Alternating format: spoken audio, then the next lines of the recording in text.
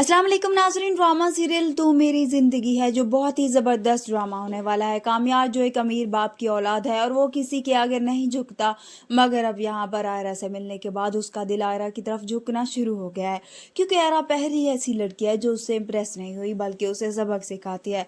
जिसके बाद अब यहाँ पर लगता यही है कि कामयार भी आयरा को अपने सामने झुकाना चाहता है, इसलिए अब कामयार हर जगह पर पहुँच जाएगा जहाँ पर आयरा होगी।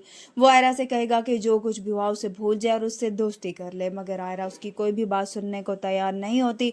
मगर यहाँ पर कामयार फिर भी हार नहीं मानता। अगले दिन आयरा और उसका भाई जब यूनिवर्सिटी से वापस आ रहे होते हैं तो रास्ते में कामयार खड़ा हो जाएगा। एक बार फिर से वो उन लोगों से माफ़ी मांगेगा और फिर आयरा से कहेगा कि वो उसकी बात सुन ले, उसकी बात मान ले। जब वो उसकी बात नहीं मानेगी तभी कामयार उसके भाई से कहेगा कि वो उसे उसी तरह मारे जिस तरह से उसने उसे मारा था और अपना हिसाब पूरा कर ले।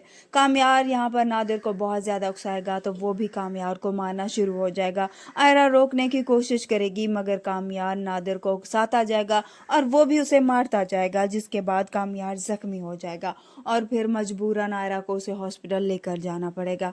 कामयार को जब यहाँ पर बटियाँ लग जाएंगी तो वो मुस्कुराता हुआ आयरा से कहेगा कि अब तो हिसाब बराबर हो गया है, तो अब तो हम दोस्त बन सकते हैं।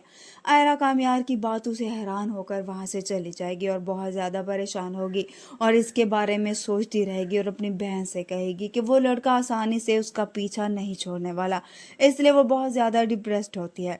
और फिर कामयार जिसे बिल्कुल भी चैन नहीं आएगा, सारा दिन वो आयरा की यूनिवर्सिटी में उसके पीछे लगा रहेगा और फिर जब रात होगी रात को भी उसके घर के सामने आकर बैठ जाएगा, जिसे देखकर आयरा बहुत ज़्यादा परेशान हो जाती है कि आखिर क्यों ये उसका पीछा नहीं छोड़ रहा, क्यों उसे बदनाम करने पर तुला हुआ है। आयरा जब देखती है कि कामयार रात के इस पैर वहाँ बैठा है तो वो चुपके से वो उसके पास आती है, उसे कहती है कि तुम यहाँ क्यों बैठे हो। तभी कामयार उसे अपने दिल का हाल बताएगा।